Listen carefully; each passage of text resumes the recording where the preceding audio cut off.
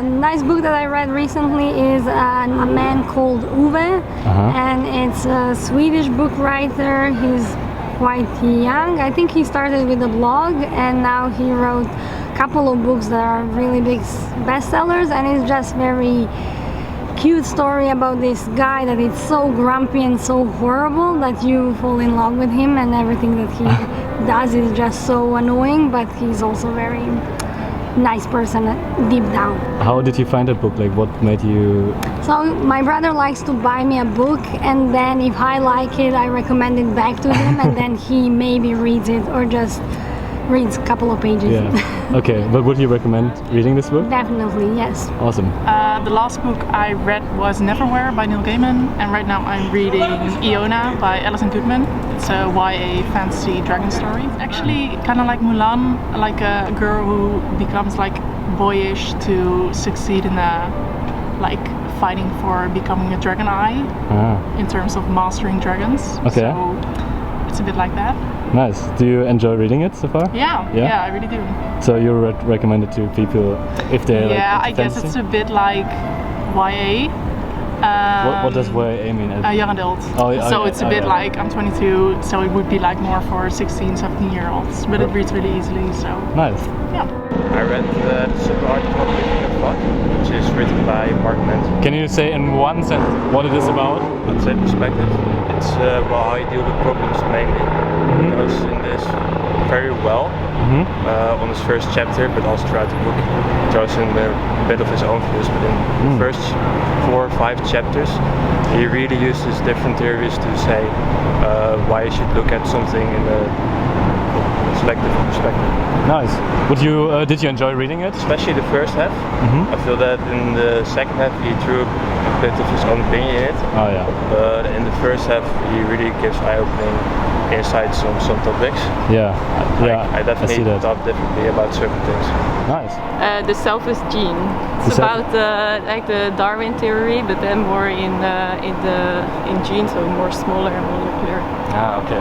Is that something for people who are really interested into biology and stuff like that? Yeah, I think you should have a background in biology or okay. molecular. Currently reading A New Earth by Eckhart Tolle. So it's basically a book that talks about the ego and the evolving of consciousness beyond the ego and into more of a heart-centered consciousness. It goes deeper into like what when someone responds out of the ego and like what happens with that like pain body aspect of it, you know. And so he like simply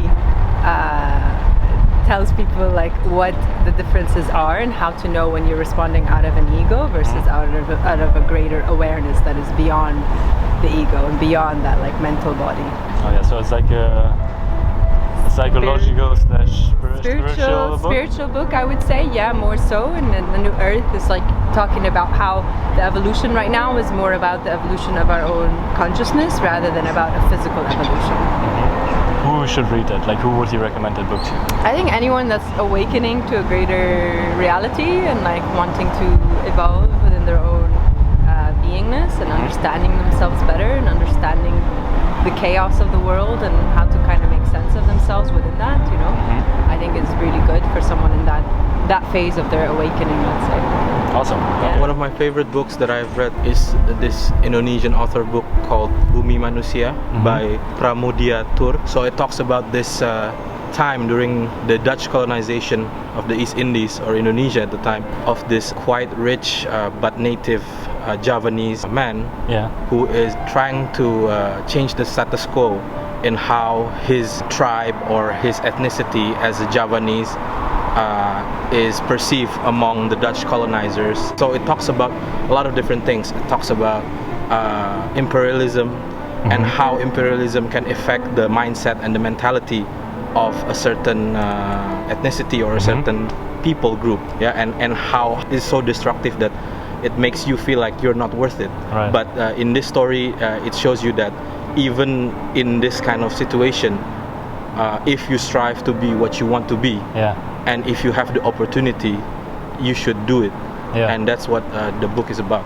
I'm from Indonesia. Yeah, I have nothing against the Dutch. I live here now. Yeah. And I'm new here, but I'm living here now. But it's a good book to see how like if you are different from the place, like let's say you are part of a government and your government and you have different opinions or different ways of thinking, doesn't mean that you cannot express it, you cannot rebel, or you cannot say what you need to say.